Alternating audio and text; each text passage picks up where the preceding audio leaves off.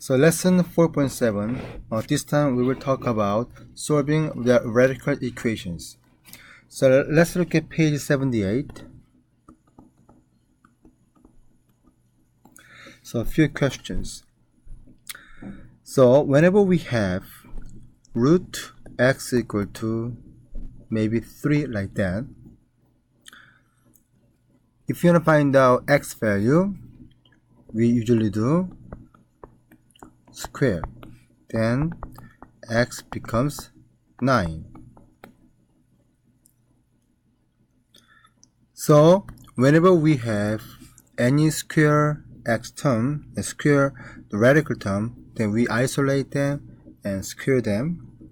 Then you can get the equation, rational equation. So let's look at y. This is the square root 3x plus 1 equal to 5. So in order to solve these questions, like we did here, we square both sides. Then 3x plus 1 equal to 25 here.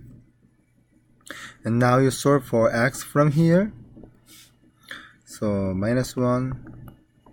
So 3x equal to 24 and divide by 3. So x equal to 8. However, you shouldn't just circle and then confirm x equal 8 is the answer. The reason is, we know root 5 makes sense. Root 0 makes sense, but root negative 5 doesn't make sense. So we have to find out whether this answer just makes a real answer. Also, these two sides are equal to each other.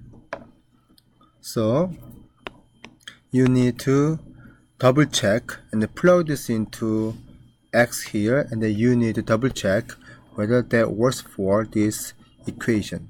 So you must check though. Okay, check. Square root 3 times 8 plus 1 equal to 5.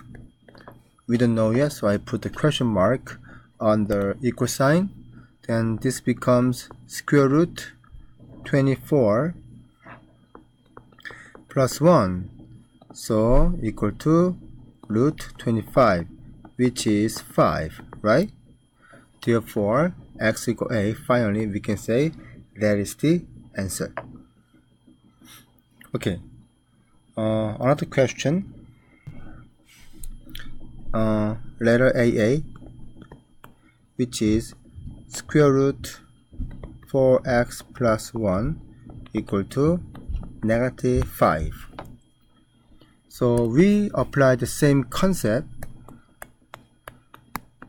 Then 4x plus 1 equal to 25, and then you substitute 1 both sides.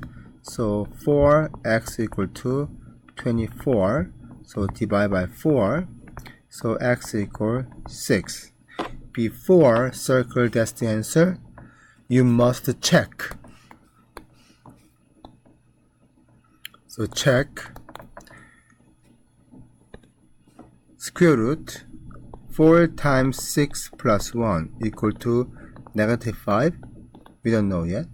So this will become square root of 24 plus 1 equal negative 5. We don't know yet. Now, as you see, this become root 25, which is actually 5. That's not equal to negative 5. So, even though you did all this hard work, unfortunately, 6 is not the answer. So, this answer become no solution.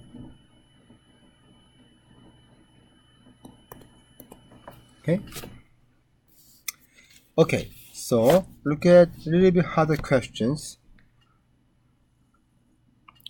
such as HH. It shows that cubic square root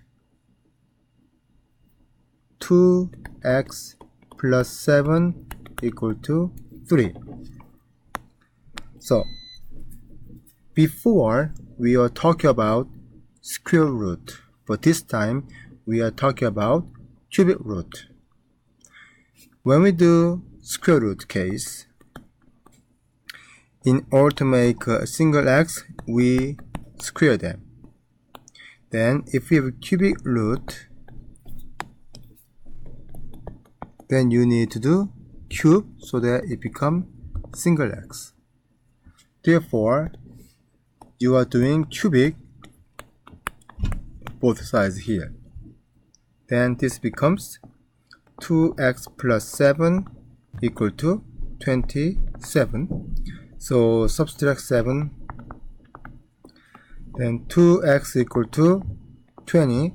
Now divide by 2 and we got x equal to 10. But this time we are dealing with the cubic radical function. So cubic function case, cube root 5, cube root 0, cube root -5, they are all working, so checking is not necessary. So that's the answer.